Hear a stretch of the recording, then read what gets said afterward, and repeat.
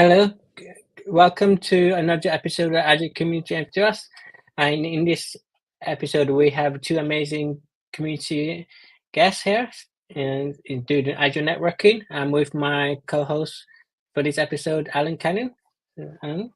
Hi everyone. Yeah, Alan Canan here, stepping in for Kevin Green, who's not available today. So yeah, really delighted to be co-hosting with Nick. I'm a big Azure Networking fan, and we've got two great speakers lined up for you this evening. So it should be a great session. Brilliant.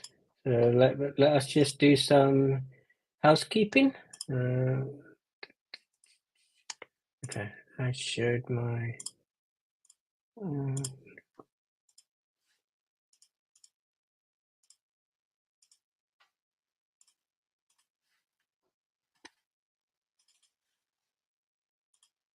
Okay, so like as we said, this episode I've joined with Alan Cannon. So code of conduct. So all members of this group all the members of this group should abide to this code of conduct. Be friendly and welcoming to everyone. Be patient. Be thoughtful. Be respectful, inclusive for everyone, and be open and curious. So always try to ask questions to understand something, and not to try to criticize anyone. And I'm just going to talk about the presenters tonight. So I know both of these guys really well. In fact, I've worked with both of these people. So two real strong speakers in terms of Azure networking. First up, we'll have Joe Carlyle, and his session is going to be on networking BCDR. So that's business continuity and disaster recovery, and why Azure networking is such a key element for any BCDR strategy. And after that, we'll have Aidan Finn. So Aidan Finn will be talking about Azure Firewall. I know he's a big fan of Azure Firewall, and he'll be talking about all the features of that and why it's a great choice as a platform-based firewall service as opposed to an infrastructure-based NVA appliance. So two really great sessions lined up for you tonight. In the next episode, we're going to have Tushar Kumar, who has a really great session that I actually happened to see last week. And his session is on Entra Global Secure Access. It's a really great session. That's a really exciting service that's coming out. And he'll be joined by Shabazz Dar, another great speaker that I know quite well. And he'll be doing a great session for you on Microsoft Defender. So for tonight, the chat is open, I believe. So we will encourage you to ask questions. We want to make this as interactive as possible. I know both of these speakers are great speakers. They love to think on their feet. So please bring your questions, and we'll put them to the guys tonight. Yeah. So the first speaker, let's introduce the first speaker. So the first speaker will be Joe. Hi, Joe. Hi, Joe. Afternoon or evening or good night, wherever you are. Yeah, how are we? All good. Very good. So we're all interested in to find out what's BCD and anything. So anyone got any questions, just drop in the chat, and we'll be observing it, me and Alan. So after you, Joe. Sure. The idea behind this sort of chat is to kind of work through what you need to know when it comes to BCDR, or business continuity and disaster recovery, because as Alan mentioned there in the intro, for most people this is going to be pretty central to any element of application or service stack or virtual data center or whatever it may be that you're operating within Azure. And it's not perhaps as simple as it seems off of the face of it. So Azure does offer quite a lot of solutions, right, to keep the lights on. So that's one part. So it's a little bit complex maybe, or there's quite a lot to think through, design and plan. And the only way that this really is successful, or the only way that you can really make use of this in the proper way, is that you understand how and when to leverage which of these services. The best way of looking at this is from the core perspective. So if we take a high level architecture and we narrow our Azure down a little bit because the platform is so vast, right? I'm going to basically give you the core concepts we're going to work with. I'm going to talk you through the core services, right? And how they are each impacted by what Azure can and cannot offer. And ultimately, it helps us get to the point where you're able to understand what you should address, what you don't have to address in the case of some of the services, but also just puts a little bit of shape and kind of scope on this. As I said, Azure is so vast, we could spend all night trying to cover all exact elements. For this specifically, we're going to talk about these 6 core network services. Having said that, let's get started. So one of the components, or one of the sides of networking you actually need to understand, is that we take away the services first. We look at the actual data center infrastructure. Anyone who's seen any of the kind of data center sessions that say Mark Rasinovich has done, or has been any kind of conversations or sessions with the likes of Scott Guthrie or something like that from a build point of view, you know that these elements come up when they talk about services. You know that resiliency within region comes up, geographical resiliency comes up, and of course Microsoft are launching data centers all the time in different regions. Especially we've seen quite a few in Europe recently, an explosion of them, so to speak. Country after country, new rollouts. We've been pretty lucky here in Ireland from the early days. We've had North Europe as our hero region on island, which has been lovely in terms of latency.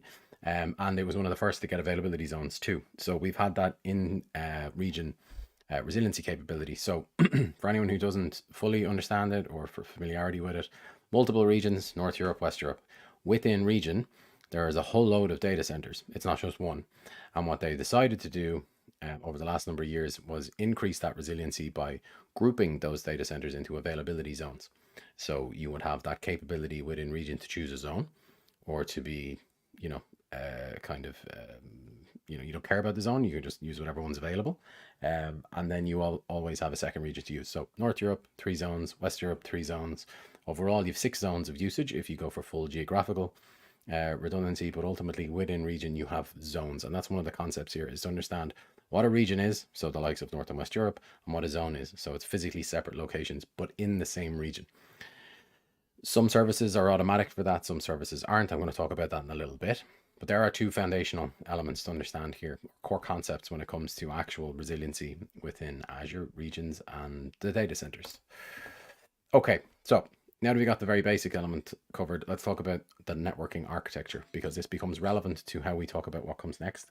As I said earlier, there's about 6 services we're going to cover, but just to give a picture or an idea, a lot of you might be familiar with this from the Azure Architecture Center, right? There's excellent materials on BCDR, there's excellent material on resiliency in there too, not only for networking, but for other services. But specifically in this instance, this graphic is from the hub spoke architecture reference that they have, which a lot of people make use of. It's really solid. You can't really go wrong with this approach. It's modular. It works in an awful lot, if not nearly all scenarios. But the focus is going to be on the hub spoke one. Like I said, that's what this comes from. And the diagram is just for a reference. Put a bit of a visual on those services we're going to talk about. So we've got our virtual network as part of this, which will be one of the core elements, and then everything that comes with that you would expect to see within a deployment like this. Okay, how do network services align for Azure services categories? Let's talk about a few of those first. So there's foundational services, there are mainstream services, and there are strategic services. So foundational are what you kind of expect them to be, right? They're available in all regions, and they are available generally within about 90 days of a new service becoming available, that you will see them in every other region, if that makes sense. Mainstream services are available in all recommended regions, which are kind of the larger data centers, or data regions, excuse me, within about 90 days of GA, and they're demand driven in alternate regions. And then strategic are targeted offerings. They're either very specific to one industry and therefore a region that industry is allocated against, or they're backed by customized hardware and as a result only available for those specialized or strategic kind of rollouts in certain areas. And then they're demand driven across anything else. So these are pretty rare, or they're not as common, if that makes sense. There's not as many of these as you might expect. In general, most resources fall in foundational or mainstream. Okay. And again, I'm going to show you where those 6 fit in those, but foundational, mainstream, strategic. It's important to understand these as you assess which region you want to make use of, because, for example, if you have a strategic network service, you want to make use of that in your primary region, and you need regional disaster recovery, you want to make sure that strategic service is available in your secondary region. That's almost nearly impossible because the strategic regions are so specific, as are the services. If you're sitting in the mainstream and the foundational element, ultimately what you got to make sure is that from an alignment in terms of timing, that all lines up too. So your region choice is important when it comes to service category alignment. Okay. So where does support for availability zones sit then for network services? There are 3 types. There is zonal, zone redundant, and always available. I'm actually going to start from the bottom up for these. Always available, there are a few of these, right? Traffic Manager is probably the best example from a network point of view. Nice and simple, always available across all geographies. It's not deployed into a single region. Essentially has the highest availability and resiliency that is possible. So it doesn't matter what goes down, Traffic Manager will be available. There is one exception, of course, and that is if the entirety of Azure goes down, but I don't think any of us want to be around if that happens. So always available, rare, quite specific use case, mostly most important for interregional coverage or geographically dispersed solutions, so front door, Traffic Manager, etc. Zone redundant means that they are distributed across those zones we talked about in regions. So say in North Europe, zone 1, 2, 3, they would be distributed automatically across those zones. A zone redundant storage account is something that nearly everybody deploys at some point. You get to pick what resiliency do you want, LRS, ZRS, GRS, and the rest. ZRS is the one we're talking about here, which means automatically there are copies or resource ferries of this within each of those zones that are there. So in North Europe, zone 1, 2, 3, there is a storage account in all of those. If we lose one of the zones, we would still have storage account available to us because it's in one of the other or two of the other zones, excuse me. Then zonal, it can be deployed to a specific or selected availability zone. It allows you to potentially achieve alignment. So I'm going to just use zone 1. I'm going to deploy everything in there. The difference in terms of performance is probably incredibly negligible or almost impossible to tell for most requirements, but sometimes that can be specific too, is that you need it within that same data center infrastructure. The resiliency then in zonal means that it's self-architected. So you would basically say, I will put a VM in zone 1 and I will put a VM in zone 2, and I will load balance between the two with a zone redundant load balancer. Otherwise, what's the point? It doesn't work, right? So zonal is probably the most common. It's where you pick, it's where you pin resources into specific zones, and what it does is then it keeps them aligned to that zone. It also means that it's a little bit more manual, or it's a little bit more prescriptive based. You have to make use of them, if that makes sense. Okay, so back to our 6 services now that we understand regional, zonal, how they align in terms of foundational, mainstream, strategic, and whether they are always available, zone redundant or zonal. So virtual network, essentially the resource I would argue that most people have in every environment, but also potentially kind of an odd fact, one of the 25 free services. I don't know what you do with it as a free service ultimately without anything else, but that's a little fact for virtual network fans. It is foundational and zone redundant, which means it's available everywhere and it's automatically zone redundant. You don't need to do anything to make it available across zones. So you deploy a virtual network in North Europe, it's automatically in zone 1, 2, and 3, which is good news. Virtual network gateway, your VPN or your express route services, whether your VPNs be point or site to site, whatever, it's the same infrastructure that's used here. It is a foundational and a zone redundant service in terms of alignment. You notice there's an asterisk. It's because not all SKUs are zone redundant. So on certain SKUs, zone redundant automatically. Others, they're pinned into or they're kind of not zone aware, if that makes sense. So just watch out for it on deployment. If you want to make sure you have alignment, there are SKUs there to support that structure for you as well. Azure Firewall, which Aidan's going to talk about later on, it's mainstream. It's not foundational, which means it's generally available in 90 days in a region, etc., right, as we talked about. And it is zone redundant, again, with an asterisk, because it's not all SKUs, and you can be pinned as well if you want it to be zonal. So that choice is there too. So you can pin specific regions, meaning you could have multiple firewall deployments across multiple zones, etc. Network security group then, pretty common. You'll see these across all subnets in virtual networks. If you deploy them that way, you'll see them recommended by the Azure Secure Foundations benchmark, etc. They are foundational, so they're available everywhere, and they are zone redundant. So again, no requirement or effort on your part to make them within region resilient. Route table, which if you're using firewall, you most likely or basically do need. Also foundational and also zone redundant. So we got good alignment here across the board, right, so far.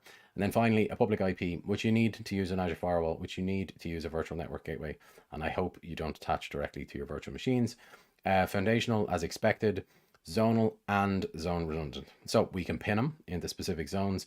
And then from a zone redundancy perspective, that is also possible too now with essentially what are called zone redundant public IPs. Okay, so you can see a pattern kind of emerging here that from a networking point of view, we've no strategic on these core services that I've called out. So ultimately we should have really, really good region coverage, if not almost good region coverage as the new regions roll out. So we should have them within 90 days. We have the ability to do zone redundant across the board. They're not all zone redundant out of the box, but you can choose SKUs that line up with that. What that means is, for the most part, on any region that you choose, unless it's brand new, you will have the ability to be zone redundant for a core network deployment that includes these 6 services, which is a great way to be. That means ultimately that within region, if there is an outage, as long as it doesn't take out the entire service or the entire region, you have business continuity, or you have recovery from a disaster like that within region. In terms of a single region deployment, and the formatting has gone a bit funny there, sorry about that. There is strong coverage, is my point, right, for zonal or in region BCDR, which means that there is no need or no reason to do anything more than that if that's the way you have deployed those services. But it is important to call out that for a single region deployment, there is no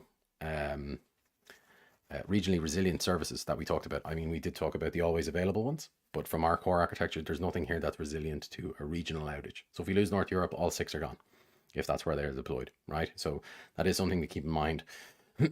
And all of them would need a specific additional config too. So it isn't a tick box. I used the storage account example earlier. When you're deploying, you say LRS, ZRS, GRS. We don't do that with the networking services. I can't choose GRS for a network service. There is no such thing as a GRS virtual network, right? So there's not a tick box or a simple deployment option for something like that. So an example then to stick with our services, so where this works and works well, if we pick North Europe, all of the service we talked about can be zone redundant. That would it'd be the equivalent of 99.99, so 4 nines of SLA in Azure terms. So generally they're financially backed by Microsoft. And I would always check those as well if that's something that's important to the business, because they do update them, not very regularly, but they update them. So it's good to sanity check them before you kind of just presume anything there. Generally, some of these, or as a result of some of the asterisks I had, you notice that there are some small tweaks required during deployment. So this isn't like, they're not all like a virtual network. You don't have to do anything and they'll deploy and you're covered. Some of those services do require a little bit of a config change to make them zone redundant. And obviously then, depending on the SKU element of this, zone redundant SKU is going to be more expensive than zonal or non-zone aware services too. Think of like a basic virtual network gateway SKU versus, you know, an AZ GW1 or a GW2 or whatever it might be. It's going to be cheaper to be less resilient, right? So some challenges. Modifying zonal after deployment is mostly not possible. Some services allow you to be able to adjust it, most do not. It started off that you couldn't change anything, right? So if you deployed a resource that wasn't zone redundant, you couldn't just switch it. You would have to completely redeploy it. That doesn't sound like chaos, but you try having multiple pips or something like that that's quite dependent or used specifically within a service, and have to then redeploy it entirely. And for a pip, that means delete and recreate, which means new pip. So that doesn't always work well. So it's just something to be aware of, and it's important part of that planning and design phase, which you'd see in all of the cloud adoption framework guidance. And then you would also see for the individual resource types in the well-architected framework. Very useful points to cover too before you deploy anything, because again, we can't rename stuff, which everyone knows about, but also for this element, most of these services can't be modified after the fact. So it got to be done at deployment. And it may either require some form of maintenance window for the service to basically go offline and come back online, or a complete rebuild. Now, a good way of testing these deployment elements is Bicep. I'm going to stab a guess and say Aidan's going to talk a little bit about infrastructure as code when it comes to firewall later. This is useful here too. It can really help you understand the deployment flags. It can really help you understand what's different about, say, something that's zonal or pinned to a zone and zone redundancy from a deployment perspective, but it also gives you a point of reference. It's also kind of documenting the deployment too, to be honest, and then is very useful should there be an issue and you need to rebuild as well. Regional challenges. So if we move on from zones, or we move on from single region, generally what we'd see would be that you'd have to deploy several of these elements ahead of time. Again, I talked about a virtual network not being GRS capable or geo redundant capable. There is no tick box, there is no setting, there is no service that will replicate a VNet from region A to region B. So generally what I would see, or what we would see, is that virtual networks are built ahead of time. This helps with RTO, but it also helps just make sort of better usage of a second region. So if, say, North Europe is your primary and West Europe is your secondary, you can view it as a secondary, kind of a hot standby as opposed to a completely cold site. So you would have certain resources available over there. And for example, a virtual network then could act as a target for Azure Site Recovery. So if you were replicating VMs, that will replicate the NIC for you as part of the VM structure, but you want a target subnet in that virtual network to be able to aim at. Joe, sorry, I got a question. So, Joe, yeah, sure. What happens if you only have one zone like UK South, and like due to like data sovereignty? Yeah. So if you only have one zone, well, I mean, your choices are pretty limited, right? If you only have one zone, you can only make use of one zone. So your services then are going to be deemed zonal, but they're not really, because again, you've only a single zone. So you're being pinned into a zone. You're also not then zone aware. What I would say though, from a bet perspective, is if in a single zone region, they are still calling out the ability to pick that single zone, it sounds like the roadmap would be to add additional zones. There is no reason to allow you to do that unless there will at some point be additional ones. So the hope would be that as infrastructure increases and as deployments increase for the data center roadmap, that would add at least a second zone for you, if not the full count of 3. From that perspective, what I'd basically say though, if you're in that situation, you have a bit of a challenge. Ultimately, you've got to look at regional. BCDR, and that means in the UK you've got your secondary, which can be kind of viewed as a strategic or a DR only site, even though it's actually available for public deployments. There's been quite a bit of chatter amongst the community, and I think some MVPs have highlighted as well via blogs and kind of posts regarding disaster recovery, the status of some of the UK data centers, and some kind of resiliency challenges that they have to overcome. So yeah, single zone gives you quite a difficult scenario to kind of cater for when it comes to networking, but ultimately you're still backed with the same financial SLAs, just reduced, and you'll have to consider regional from that point too. Okay, on regional then, or to finish out the regional element, where were we? So you could build ahead, so the likes of virtual network for a target for site recovery. You could do a firewall in both regions, and again, how you manage that could be useful as code, right? That hot secondary, or that active standby secondary network allows for permanent or workloads. So say another domain controller, just have that ahead of time. I don't want to deal with it replicating, etc. Or for testing workloads. So if I want to fail over an application stack as part of a BCDR test, I can do that because I have an active network there, and it's capable of receiving single workloads, not the entire estate as at one. You can also then, for example, say deploy, and I'd recommend it, deploy a public IP prefix ahead of time. Always use IP prefixes when you can. It gives you the ability to have static long-term public IPs that aren't subject to change because of deallocation.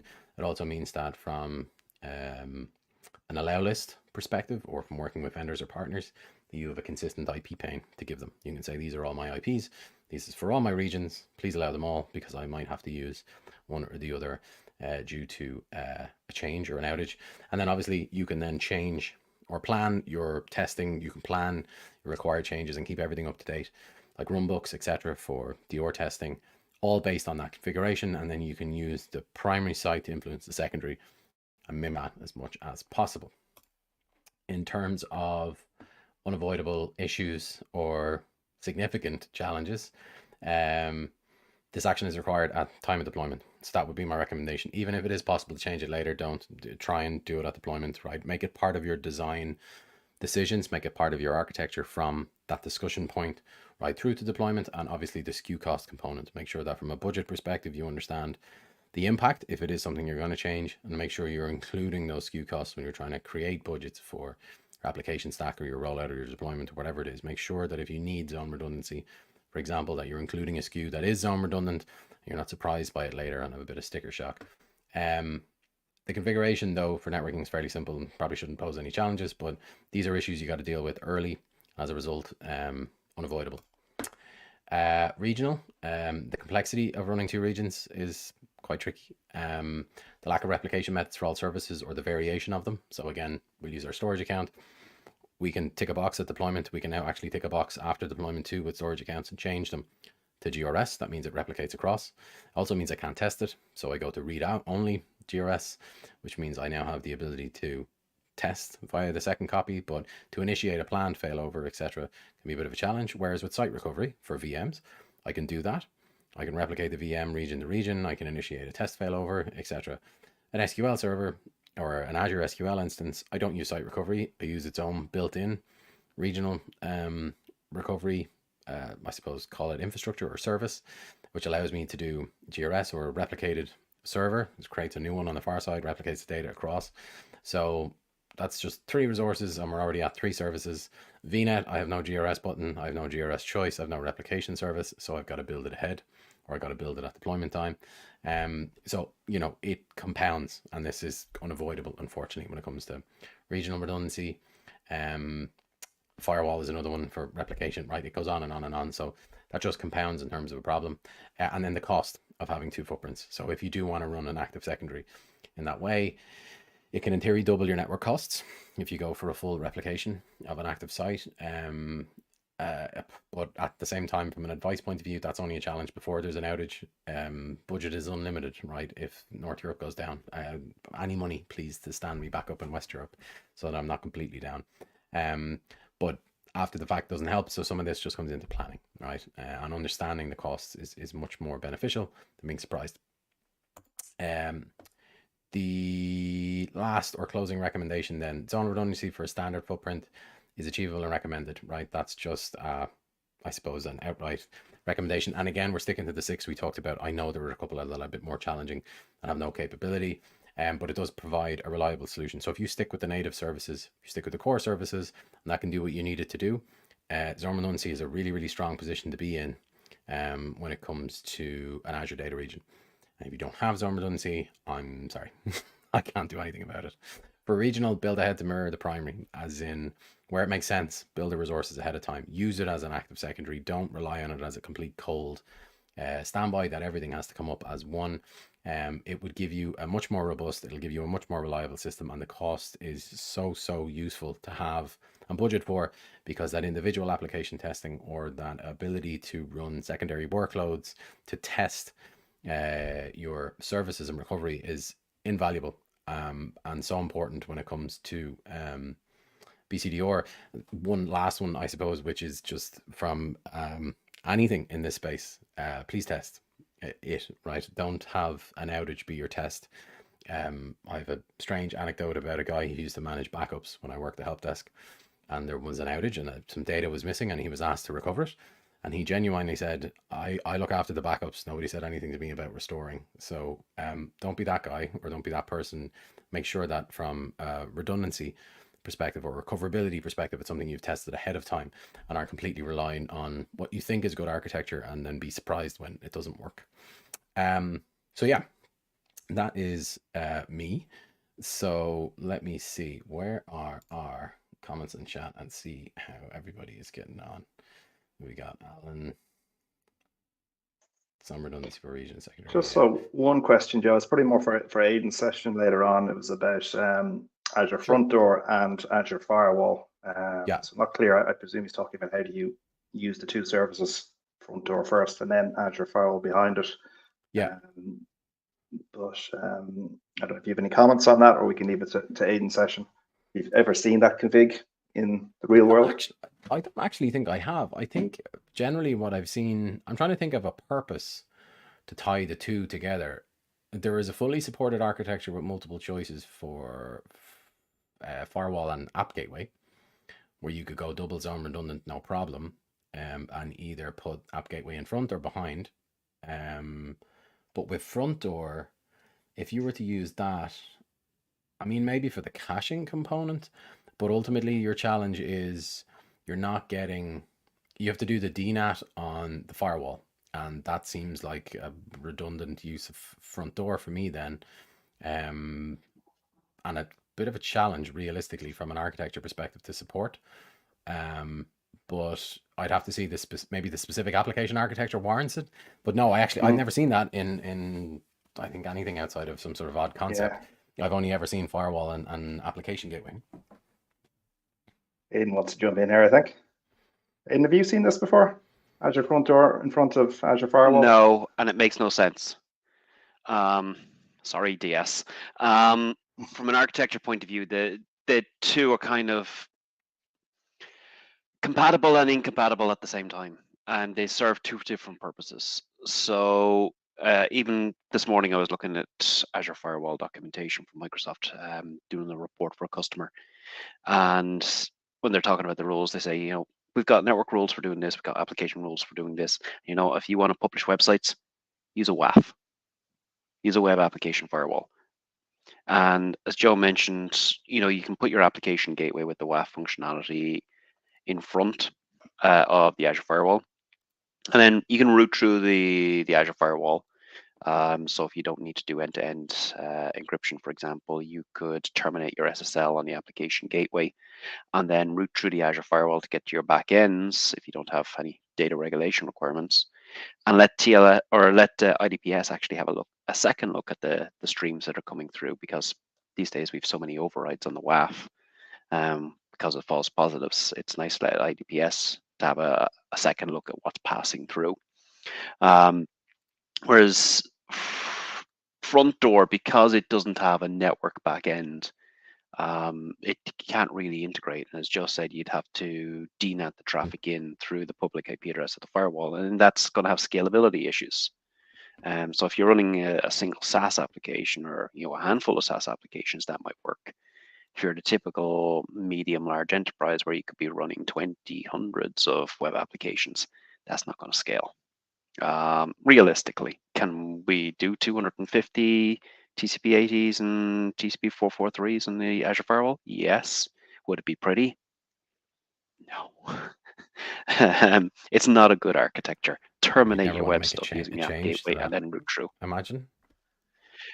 Yeah, that would be not fun.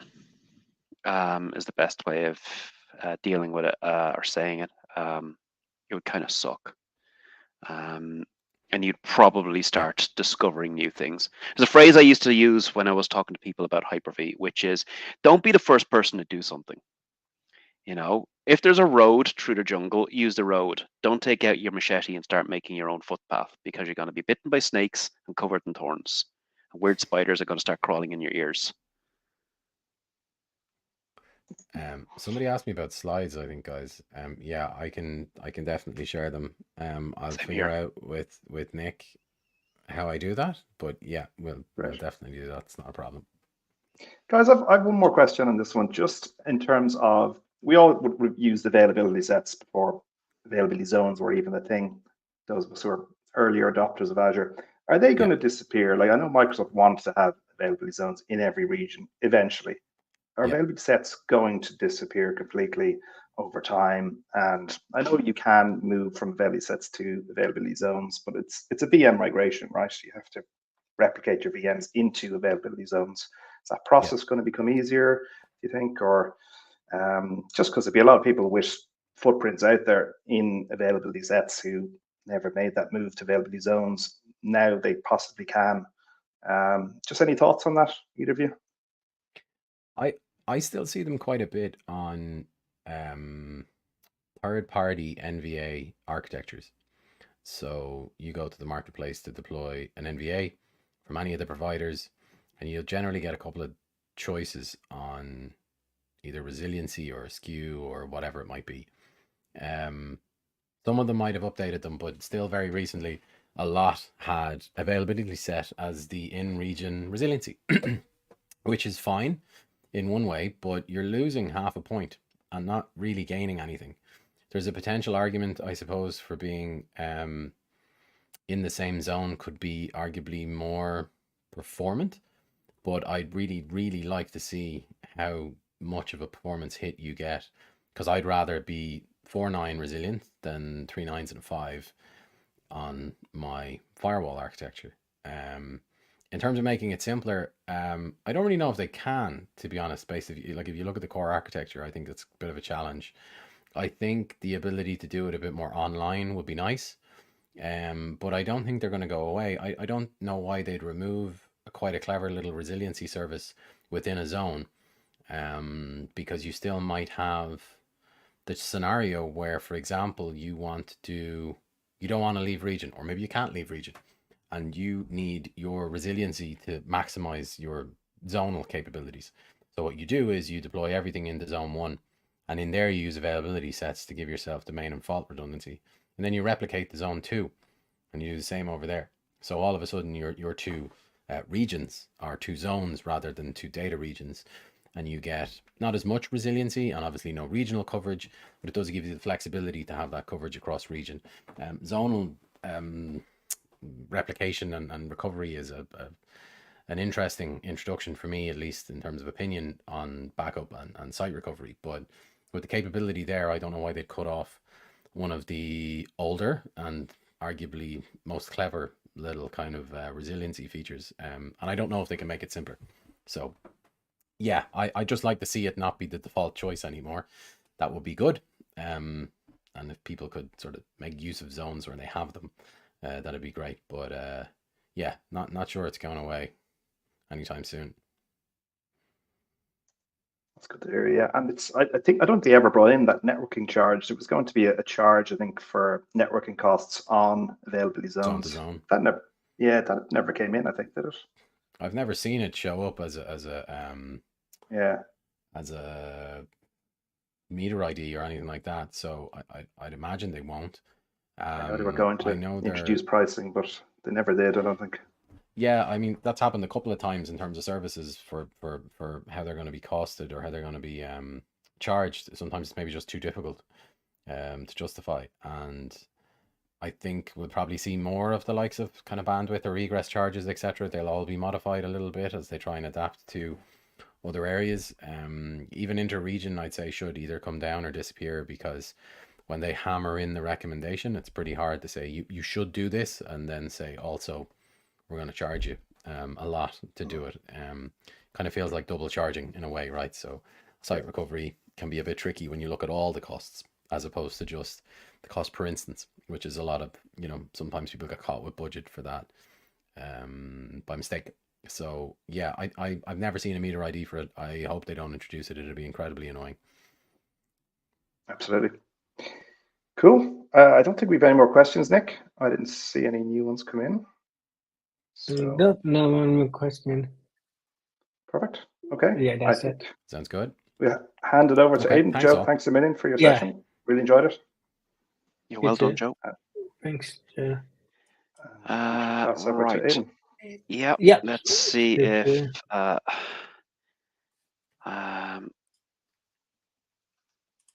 if we can get some. Yeah. I think. Is that an X-wing you're seated in, Aidan? It is, yeah. I went looking for a Zoom background because behind me is a mess at the moment. I haven't tidied this office in way too long. Have I shared a window by any chance? Yeah. Yeah. 1 sec. Got it. Ah, brilliant. Excellent. Now let's hope. No. Aidan needs to stop that. And let's go.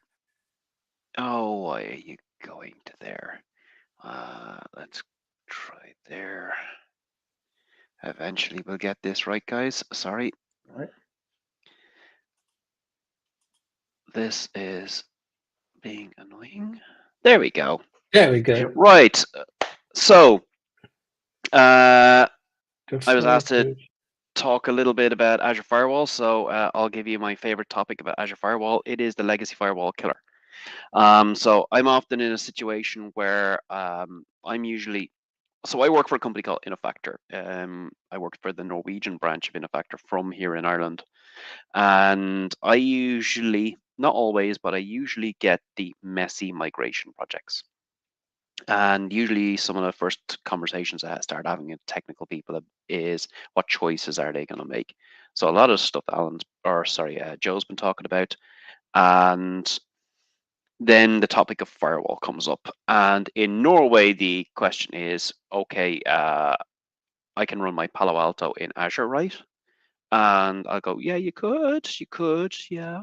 But you won't want to at the end of this conversation. So I'm happy to say, a 100% win record with Azure Firewall against everything else with customers that I've dealt with. So I call Azure Firewall the legacy firewall killer, and I'm gonna hope that in the shortened version of this presentation, I'll be able to explain that to you. So who am I? I'm Aidan Finn. I am an Azure MVP. I'm at the end of my 16th year as an MVP. Previously, I had Hyper-V expertise, and for 1 year, I was a System Center Configuration Manager MVP. I have my own company called Cloud Mechanics, which is slowly waking up. I promise it is. I'm actually waking up very early every morning to write content. As I said, I'm a consultant working for Innofactor Norway, and I've been doing this stuff since 1996, so I'm old, like many IT pros these days. There's not too many of us who are younger than our 40s. And you can find my rantings on aidanfinn.com, and you can find me on Twitter at Joe_Elway. So let's briefly introduce the Azure Firewall. The Azure Firewall is not what you might think. It is not some joke of a thing that Microsoft is throwing out there, and it is definitely not the old forefront product ISA server or Internet Security and Acceleration server. It is a serious firewall, and that the clues for that really lie in the locations of the offices where the Azure Firewall developers and program managers reside. So obviously they have a big presence in Redmond at Microsoft headquarters, but then you will also find people working in Israel. When we think of software in Israel, we think security, like really good security products, many of which are owned by Microsoft now and have been merged into M365 over the years. And another one of their offices is in Palo Alto, as it turns out. I wonder what sort of people they've been hiring in that office, or where they've stolen those people from. The Azure Firewall is Microsoft's offering as a network firewall. So if you were building an enterprise scale type scenario, so a hub and spoke architecture, where you've got a network core, the hub, and you've got a firewall there like you would in a physical network core, you have the option of deploying Azure Firewall from Microsoft. Now, there are third-party options as well, and you'll find those in the Azure Marketplace. So you'll find Checkpoint, you'll find Palo Alto, and if you are inclined to shoot yourself in the foot, you'll find Cisco. And you'll find a bunch of others in there as well. Now, what's the basic differences between these? Well, the Azure Firewall, it's a platform feature. It's PaaS. It's not infrastructure as a service. It's not a VM or a bunch of VMs where I'm going to have to build up a bunch of stuff to make that thing work. It's an actual PaaS feature where you just go in and say, I want a firewall. Bada bing, you've got a firewall. I'll give you a clue to that. I had no demo lab before Joe started talking, and I went into the marketplace and I said, give me a firewall. I got myself a firewall and a policy, and it dropped it into a network that I already had. So I have a little demo environment if I have time to show you that. It's completely managed using ARM. Now, what's ARM? ARM is the Azure Resource Manager, which is the APIs for managing everything in Azure. Now, we have the IAC language, which is ARM. That's the same phrase being used again, but if I want to manage this thing using PowerShell, with CLI, or Bicep, or Terraform, or Pulumi, I can do that. Everything about it is codable. That's a cool thing about this. So if I want to deploy this with Bicep and I want to manage it with Bicep, not just the settings, but the actual rules, I can do that. And that brings you to the scenario Joe was just talking about, which is, okay, maybe I need to have a firewall over in that secondary location, but if I'm okay with a longer recovery time objective, I could actually just take the code from my primary site, change a couple of parameters like the location and the IP addressing and stuff like that, and deploy it to my secondary location or my failover location. And it's literally just taking my code. And it's code, which means it's a built-in backup and recovery because the whole thing is code. I've got change control. My code is my detailed design documentation. There's no need to go into Confluence or whatever and write down what every firewall rule is. Just put a hyperlink off to your code where it's sitting in DevOps or GitHub or whatever it is. It's there. Now the NVA is the third-party appliance. It's a Linux VM. Now I can deploy the Linux VM as code, but that's about it. I can't do any of the rules or anything like that. Now I know Palo Alto go, oh, we've got a Terraform provider. Yeah, go and look at it for real though. It's not very good. Doesn't do a whole lot. It's a whole other thing. It's a whole little world inside this Linux VM bubble. So it means you've got maintenance, you've got upgrades, and you're not going to be able to do this clever stuff using infrastructure as code. In terms of logging, Azure Firewall, it's got its typical Azure diagnostic settings. So if you are used to doing diagnostic settings in anything except VMs, because VMs are a world of their own. So if you're used to doing it in Azure SQL or Virtual Network Gateway, it's basically the same. You can configure exports to log analytics to an event hub if you like using things like Splunk or whatever. You can send stuff off to third parties again. Or if you want to send your logs to a storage blob where they're not really useful, you can do all that. The real magic here is sending that stuff to log analytics, because then that data is suddenly very exposable, whether you want to do dashboards, workbooks, Grafana, or even integrate it into your security and event management system like Microsoft Sentinel. So it's fully native monitoring, KQL logging. There's tons of sample queries for log analytics in log analytics. So it's really cool. Whereas the NVA does its own thing. It's not integrated into Azure. It's going to send data somewhere else. So that means troubleshooting that thing, doing security information event management, that's a whole other thing. May even be a different solution that you're going to have to use. So you're not going to have this unified troubleshooting environment or security management environment either. So 1-0 to Azure Firewall, in my opinion, because it's platform versus IaaS. Let's talk about architecture. There are two ways we can deploy the Azure Firewall. We can deploy it into a virtual network, which is the most common approach. I'm going to build a virtual network. Maybe I'm going to have a small solution. I'm just going to have a single virtual network. Maybe I'm going to have lots of workloads. So I'm going to build hub and spoke. And the clever approach to that is one spoke for every workload, because then I can do true microsegmentation and really isolate each of the workloads from each other and stop these advanced persistent threats like ransomware from taking over the network and limit the damage that it can actually do. And I deploy my hub into that virtual network, into a dedicated subnet called the Azure Firewall subnet. And if you're doing the basic SKU, it would actually go into a second subnet as well called the Azure Firewall Management subnet. There's another approach. If you're doing SD-WAN, you might choose, not always, but you might choose to deploy Azure Virtual WAN. And you can deploy a hub in there called the Secure Virtual Hub, and that includes the Azure Firewall. Now, true enough, that does also support a few other third-party firewalls, but the Azure Firewall is the one that will give you the best performance, being able to live up to the performance of the router in the Azure Virtual WAN, whereas the third parties actually fall about a quarter of the router's potential in terms of performance and throughput. Under the covers, Azure Firewall is pretty simple. It's basically a bunch of virtual machines. As you can see here, I have listened to Joe, and I've said when I'm deploying my firewall, I would like to deploy it across availability zones.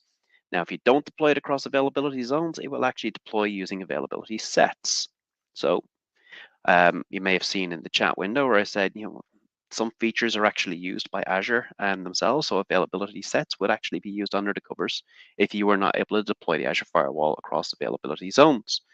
It is automatically deployed with at least 2 instances, and if you go with 3 zones, obviously there will be 3 instances, and they are load balanced. If you have to have at least 1 public IP address with a normal deployment. You can actually choose not to have any public IP addresses in a forced tunneling deployment, but typically you'll have 1 public IP address. It's attached to that standard load balancer, and you'll have 1 private IP address. Only 1 private IP address. I don't have a front end or a back end IP address. No, you do not. And you'll actually find some of the third-party firewalls are starting to realize that now, that in a software-defined network like in Azure, doing that front-end, back-end management and VPN addressing, all that makes no sense. Absolutely no sense in a VXLAN network, like in Azure.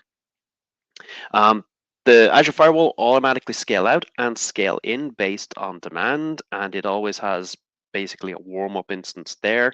When it sees your throughput go to a certain level, it will start up the next warm-up VM and have you ready for scaling. It is capable of the standard tier is capable of going up to 30 gigabits per second throughput. Up until this morning, I never saw that happen with any customer. And this morning, doing a health check for a customer, I actually saw 29.2 gigabits per second. Luckily enough, that customer had gone to the premium SKU, which is capable of going up to 100 gigabits per second. So this thing's highly available, automatically highly available, automatically scales out, scales in, which is really, really cool. We compare that to the third parties, you're not going to see that sort of thing. We'll have a look at the third-party architectures in a moment. How does it appear? Very, very simple. Deployed into a single subnet by default, the Azure Firewall subnet. Very simple. No front ends, back ends, or anything like that. Sorry, quick question, Aidan. What's the 2 VM on our previous slide for? Say again? What's the 2 VM that you put on the previous slide? 2 VM. These were 2 plus VMs hidden. Oh, so it's 2 compute instances under the covers. So everything in Azure is a VM eventually. Okay. Even so-called serverless computing is VMs under the covers. Okay, we can't see it. So, okay. Yeah, we can't see them, but everything in PaaS. So-called serverless computing, containers, functions, whatever it is, everything is VMs under the covers. It's just you don't manage the VMs. Or very often you don't even see them. The resources, there's basically 3 resources. There's a firewall to manage it. There's a firewall policy, and then there's a public IP address, and that's it. I've heard people talking about third-party NVAs where they've had to deploy service buses and all sorts of stuff to get that thing working. And when they deployed a configuration to one of the compute instances, they needed it to sync to another. Azure just deals with all that as part of the platform. So yeah, that firewall has at least 2 compute instances or VMs under the covers that are load balanced.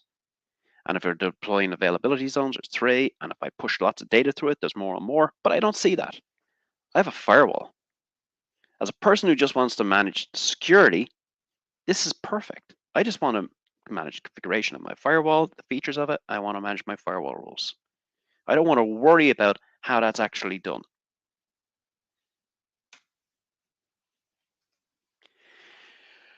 And then I can see my IP addressing. So I've got public IP address, I got private IP address. Very, very simple. This is Palo Alto's reference architecture for Azure. And we can see this thing has multiple subnets all over the place. So I've got a front-end subnet, I've got a VPN subnet, I've got a management subnet, and all this malarkey.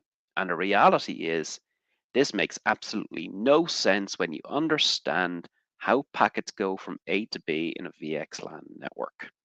This thing is just ridiculously complicated for no reason.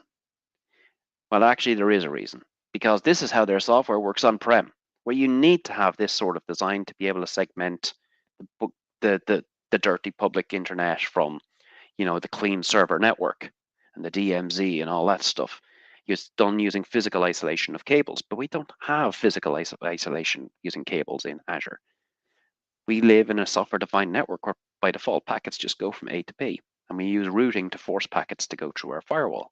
And the routing becomes the cabling. So this sort of design in Azure makes no sense. This is just there to keep Palo Alto software in sync across on-prem and the cloud. But that's not the worst one. In fact, Cisco's worse, but even then, it's not the worst one. Cisco, they have this interesting thing where they will say, hey, we can do highly available, and we'll give you lots of gubbins to make that work. But if you want this to route correctly from your back end, so from your VMs and your application services and all that stuff, to egress out onto the internet or out to on-prem, we need to be able to edit your route tables. So give us an app registration and program each of the highly available appliances to know the app registration and its secret, and give it rights to edit your user-defined routes. And we promise that will never break and screw up your networking. Promise. Unfortunately, I have heard from a couple of people after talking about that in events like this, where they've said, yeah, we saw it screw up our user-defined routes and then blew up our egress. So we had asynchronous routing and basically everything died. And then there's Checkpoint. I kid you not, this is a screenshot from a Checkpoint white paper saying this was the reference architecture for deploying Checkpoint in Azure. I thought it was mad. And funnily enough, when I first gave this presentation at a conference in the Czech Republic last year, later that day, another MVP, actually from Germany, showed the exact same slide, the exact same screenshot from the exact same paper. And I was like, right, at least I did not get that wrong. This apparently is the official reference architecture from Checkpoint for deploying into Azure.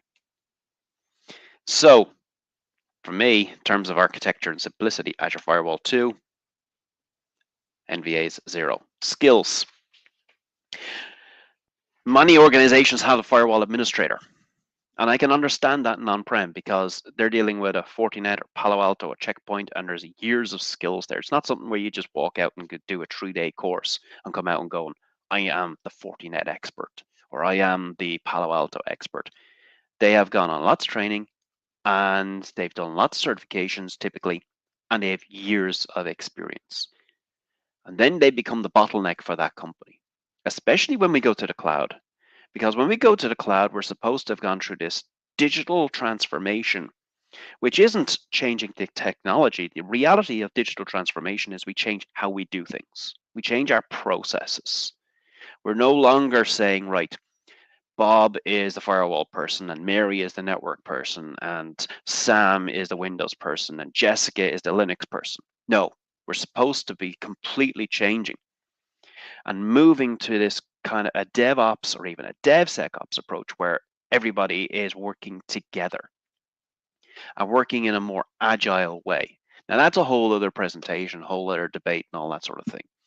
But what I want to get back to is skills. That person's now bottleneck and probably similar profile to me, similar age to me, and the reality is we're all dying off, us IT pros. We're slowly starting to die off. And replacing that person is becoming a problem. And scaling out that person in the cloud is also a problem. So we need to change what we're doing. Azure Firewall has something really, really cool about it, which is if you have access to an Azure subscription, you can deploy an Azure Firewall. The documentation is not hidden behind some paid course. The training is not hidden away. You can go to learn.microsoft.com and start reading about Azure Firewall and watching videos and learning about Azure Firewall. I suspect there are more people today learning Azure Firewall than any other brand of firewall put together. So you take all the people doing Checkpoint, Palo Alto, Cisco, all of those people learning those firewalls today, I bet you there's more people learning Azure Firewall. I think that's a safe bet. Not that I'm a betting person, but I think that's a safe bet. In fact, I think I can tell you everything there is to know about Azure Firewall in 2 days. And I think that's a pretty damn safe bet as well. Because I can walk through most of the firewall features without getting into hands-on or anything like that in about 2 hours. And it's not like it's lacking in features, it's that it is built without all the legacy of the past. It has been built for the cloud with all the core features built to be simple, not some silly command line thing or something that has to be compatible with technology from 20 years ago. It has been built for Azure and built to be simple to use. And I have to give credit to the team for that. They're very, very good at their design. There are 3 tiers of Azure Firewall, and there's the basic tier, which has been kind of called the small business tier, very cheap SKU. And there is the standard tier, which is like your middle point. It's your starting point for most organizations. Some might say it's the medium size and up firewall. And then there's the premium one, which is, okay, I need 100 gigabits of throughput, or I need all the security features because I've got compliance requirements or whatever. I go to the premium SKU. And obviously, premium, it is the one with the premium price. They all work across availability zones. So that's a good thing. So whether you're doing basic, standard, or premium, you've got availability zones. You got your built-in HA, so it's load balanced, it's highly available, and they are elastic. They've all got their different throughput levels. So 250 for the basic, 30 gigabits for the standard, 100 gigabits for the premium. And then as you go up along, they've all got similar basic features, and we could spend a lot of time on this. But I think the quickest thing is go learn.microsoft.com. You'll learn about a lot of the features up there.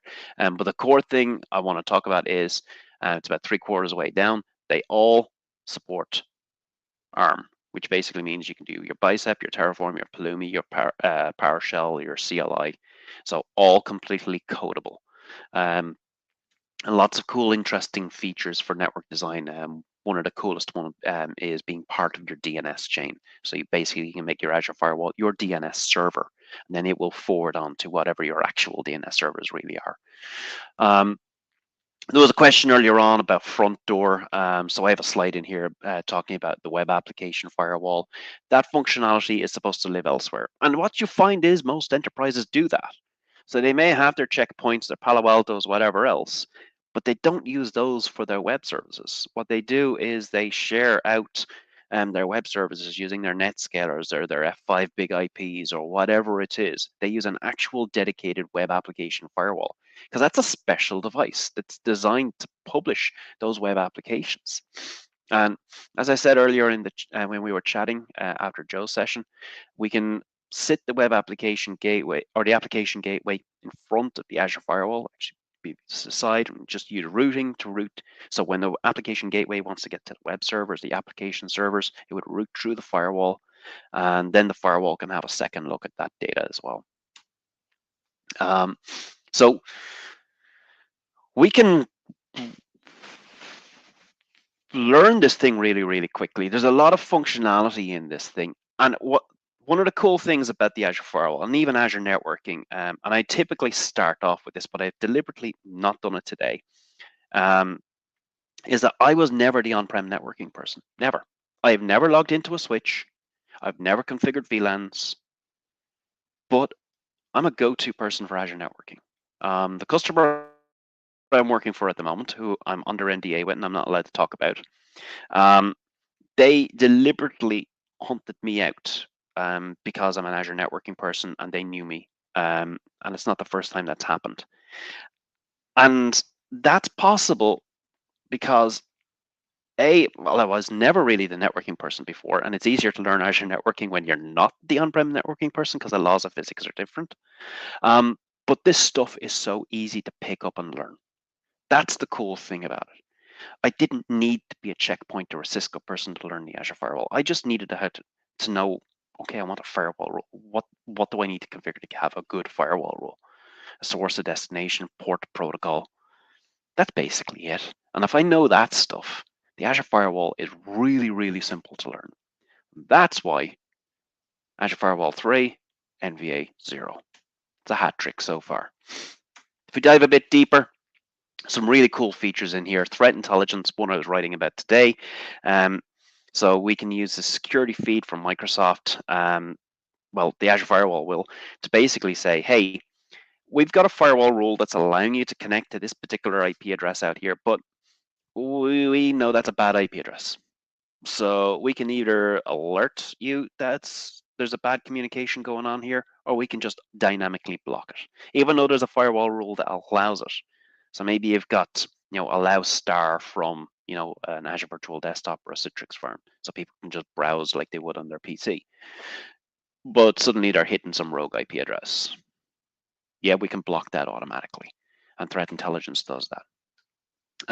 If you're working with some organizations like I have, like universities or whatever, where they've got mad use of public IP addresses internally, and we have the ability to basically instruct the firewall to say, hey, don't go to the internet to try find that stuff. That's actually on-prem. And that also is usable as well with the intrusion detection prevention system, or IDPS, as well. We have forced tunneling, where we disable a public IP address and say, hey, you've always got to route to this private IP address to get anywhere else. DNS, I briefly mentioned this earlier, but we have the ability to make the Azure Firewall our DNS server, and that also has an impact then on simplifying firewall rules, where we don't have to figure out the IP address of smtp.office365.com. We just use the name. So firewall rules get simpler with that stuff. But the really cool thing for me is DevSecOps. I've mentioned that the whole thing is code. I've talked about DevSecOps changing how the organization should actually work. And that's really driven by the fact that A, the firewall is code, but B, how the firewall rules are actually constructed. So the Azure Firewall policy, which is used to manage a firewall, is a resource. And firewall rules are basically in this tree structure. So firewall rules go into a rules collection, and a rules collection is a member of a rules collection group. But that rules collection group is a sub-resource that's deployable separately. It's linked to the resource ID of the firewall policy. But I have the ability to manage that rules collection group from anywhere. So I could centrally manage it, or have a bunch of them and centrally manage them if you want to go with a central firewall administration approach. But if you are the sort of organization that decides to go agile, decides to do the DevSecOps thing, you can start breaking those rules collection groups out. So we can, at the moment, if you're running a firewall policy that was created since July 2022, you can have up to 90 of these rules collection groups, and the firewall team are planning on expanding that. And the approach I commonly use is I have one rules collection group per workload. And the rules collection group code is in the repo of the workload. So that basically enables the team that manage the workload to manage their own firewall rules. Now, they can't deploy them because they've got to go through a pull request. So security people, firewall people, whoever it is, still have to approve the changes. And there's, the early adoption days, there's still this training process that people have to do. So this is where the concept of a cloud center of excellence comes in. You teach people, so you're teaching the developers how to write firewall rules. And I've done it. I've had developers actually learn how to write firewall rules and write good firewall rules. But it's not like, as I said, they can't just deploy them. It has to go through that pull request, the approval process. So someone's got to review it and reject it if it's bad, send it back to them and say, right, this is why it's bad. This is how you make it better. And do that coaching thing. So eventually the load is taken off the firewall person. They become a supervisor, not the actual implementer. And they become more important in the business. And you can't do that with the traditional firewalls because they can't do IAC. Azure Firewall, 4. So now it's a grand slam, not just a hat trick. So that's my rushed version of this to try to squeeze into the time that we've got. And I know I've run over time without even checking the clock. So I hope that was good. Guys, anyone still there? Yeah, we're still here. Great session as always. I've heard you talk about Azure Firewall before, and you always make a compelling use case for it. It is very hard to see the alternative. I have a question. I wonder, have you seen or heard about the new Palo Alto offering that came out, I think, last year? It's a new SaaS-based Azure Firewall. I haven't seen a SaaS-based one. What I have seen actually is some of the firewall or some of the NVA vendors have started to realize they should have a better solution for Azure. So where I've actually seen it shockingly was with Cisco with their Meraki solution. So a year and a half ago, maybe 2 years ago, I deployed a Meraki SD-WAN solution, and it was all VMs all over the place. And you had to do all this other governance to make it highly available. And then I did one a few months ago where we were deploying the Meraki stuff into a VNet hub, and it was a managed application. Now, for those who don't know what a managed application is, this is where an ISV or an independent software vendor can build a solution from Azure resources, run them in their tenant, but surface them in your tenant. And they have the ability to maintain that stuff for you. So if they need to do support, it's in their tenant. And they can manage that stuff. So suddenly it's SaaS-like. I have seen some stuff where there are, and Virtual WAN makes this possible. It has the ability to forward stuff to SaaS-based firewalls. The problem I would have with that sort of thing is performance, because suddenly you're now routing over the internet. So if you're trying to do microsegmentation between workloads, you're now introducing the latency of the internet. For your east-west traffic. Yeah, which makes no sense. You know, when I'm doing a deployment for a customer and they're going multi-region, it's like, right, you're going to have multiple firewalls. Because if I'm going to route between two different workloads who need to be tightly coupled and have high levels of performance, I'm not going to have them pinging off some firewall that's in a remote region and coming back to and hairpinning back again. I'm going to have that thing local. So we have, you know, lower latency. And in Azure, you're talking low latency should be, you know, 10-ish milliseconds between any two compute units, which I know is a hell of a lot more than under 1 millisecond than you get on-prem, but that's just the way it is. Because you're not in a physical network anymore, you're in an SD network in a huge, absolutely huge footprint. You only have to go on Google Maps and you can discover that footprint for yourself. Yeah. We've got a couple of questions in there. There's one Alan? question by, do that. Do Alan's one first. Yeah, he came in first. So in terms of multiple policies, so parent-child, are you suggesting a child for a workload that can be devolved? No. So the parent-child thing is referring to policies, and if there was more time, I would have gotten into that a bit more.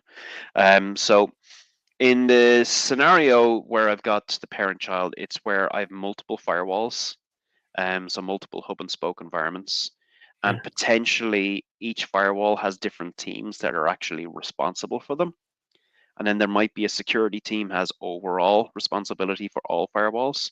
So I could have one policy per firewall allowing, you know, some level of feature management that's unique to that firewall.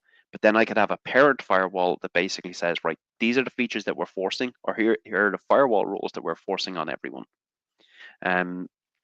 So that's what that is. The delegation per workload is actually with the rules collection group, which is a sub-resource of a policy. So I could have a single firewall with a single policy, and then I could have up to 90 of these rules collection groups, which are sub-resources of the firewall policy. Here is another question here. So what are the typical discussions you run into when people are trying to make a compelling argument to still use an NVA instead of Azure Firewall? What are the capabilities you run into that aren't in Azure Firewall? The one thing they always say is they want to have a unified tool to manage on-prem and Azure. And the reality is that that would be the only tool that would give them that. Nothing else is going to manage all their virtual networks, their virtual network gateways, and all that stuff. Azure is a different set of networking completely. So trying to say, right, I'm going to blur that slightly where I'm going to treat firewall different to everything else makes no sense. And as I said, we're trying to do a digital transformation as well. So a big part of that is leaving the past behind. Now, if they do all the bells and whistles and a checkpoint or Palo Alto turns out to be the better solution, then that's what it is. But when I've sat down with a customer for a couple of hours and gone through something like I've done here in a rushed way, and focus most heavily on the IAC stuff, that's and the DevSecOps potential, that's when they suddenly have this, yeah, we should be using this thing. And then the skills thing, because especially when you're in an organization where there's a lot of development going on, there's always been, right, I have a new application and I just need to get this talking to this. We always have to go through Mary or Bob. And we're always waiting on Mary or Bob. And why do we not have more than just Mary or Bob? Because it costs a fortune to get Palo Alto skills or checkpoint skills, or they're just not available. Azure Firewall, much simpler. So that's a big one. In terms of the features, I haven't seen anything yet. The one that was always came up was, oh, I want TLS inspection. Well, TLS inspection, Azure Firewall has it, and it has the same problem that everybody else does. Without going mad into it, basically there's certificates that have to be issued to the firewall to re-encrypt the traffic, because it basically does a man in the middle penetration of your TLS traffic. and has to re-encrypt that traffic again. And to successfully re-encrypt the traffic, the certificate that it uses has to be trusted by all the backend services. That's fine for VMs if you have an automated way to issue certificates into the trusted certificate store or trusted publisher certificate store. If you don't, that's a problem. If you don't have a PKI, that's a problem. If you don't have PKI skills, another dying set of skill sets, that's a problem. And then finally, that's not going to work with PAS because there's no way to actually issue a certificate into a trusted store in PAS. So for me, TLS inspection is a bit of a chocolate kettle. Other things, IDPS is one that people go, oh, Azure Firewall doesn't have IDPS. It does. It's actually quite a cool IDPS. It's updated constantly. They basically treat it like antivirus for networking, except it gets way more updates. That's why I would even suggest pushing the app gateway through it. And if you can dispense with end-to-end encryption, basically terminate your SSL on the application gateway, the chances of the Azure Firewall catching, the latest Log4j or whatever are higher than the application gateway, which usually catches up a day or two afterwards, which is faster than most people. The Azure Firewall, because of its definition update mechanism, will catch that stuff earlier, more than likely, once it becomes publicly aware, because it is just a definition. Yeah, it's interesting. I see we have someone here looking to book into your next course, Aidan. Hey! Yeah. In the meantime, any other courses or books you would recommend? I guess is specifically on Azure Firewall. No, learned on Microsoft.com. To be quite honest, the Azure Firewall team have done a pretty good job. They have. I'm not aware of anything myself. What's the name of that guy? Is it John Saville? Yeah. He has. I don't know if he has any specific Azure Firewall stuff. I suspect he probably does, and I think he's usually pretty good at explaining things at an intro level to people who are trying to get started. He has 700. I think he's a course or a kind of learning path alignment to the 700 exam, AZ 700. Yeah. So there should be a bunch. It Not should all be content there. Related, but yeah. Yeah. So there should be good content there. Yeah, it's always a good place to start. Yeah, a couple more questions came in actually. Another one from Alan here. Once you enable DNS proxy, do you use that for DNS resolution on your VNets? Oh yeah. In my design, the Azure Firewall is the DNS server for every VNet. So if you look at the DNS property of every VNet, they're all pointing at something.1.4, which is the private IP address of the Azure Firewall in my design. And then it proxies back to whatever your DNS server is. So very often, because of the type of customer I'm dealing with, it's domain controllers, which are also the internal DNS servers. And then they are forwarding to the so-called Azure Magic IP or virtual IP, which then enables us to use Azure to do public name resolution without having to do DNS proxies. And it also enables us to use Azure Private DNS Zones, which then simplifies and scales out how we do private endpoint name resolution. So it ends up being quite a cool solution and a scalable solution as well. So we got one more. Say, I've never seen a company do that, but where it actually works, it's actually was probably good. It's the same solution everywhere, I think, isn't it? Yeah, I call it the chocolate teapot. It looks good, sounds great, but try make tea with it. It's going to be a mess. Yeah, it's one of those things. Probably works great in a lab. When you start scaling it out, it's just going to be messy. Thanks, Michael.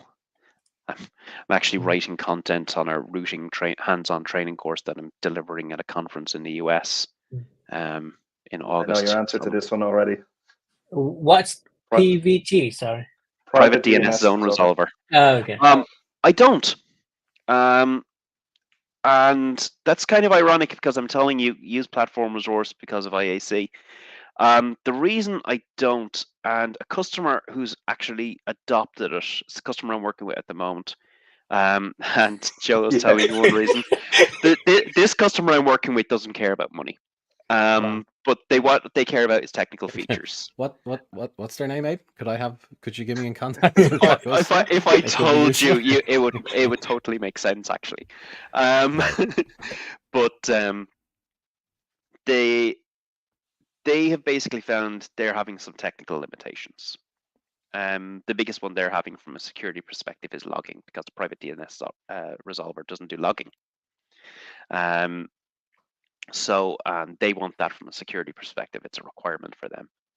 But the other one, particularly for most small medium businesses, is that the private DNS resolver is expensive compared to the VM alternative.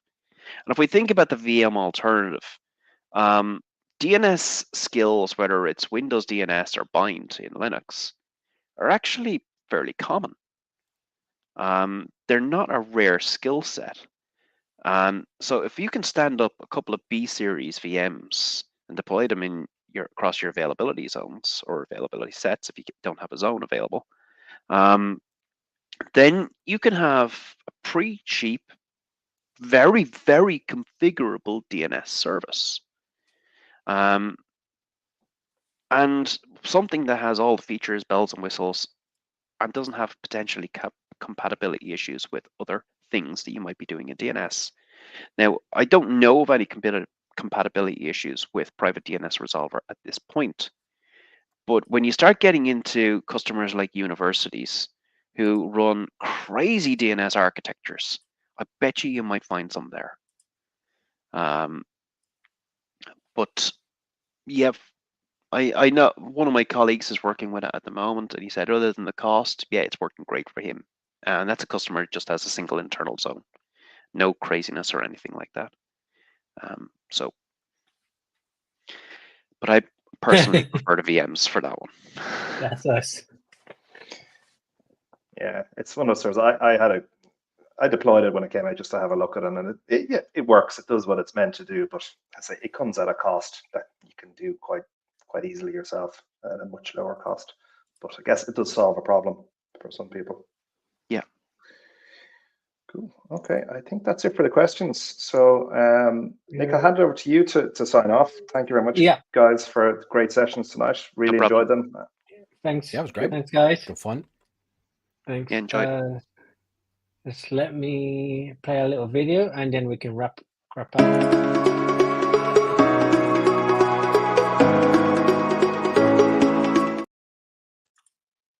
There we go.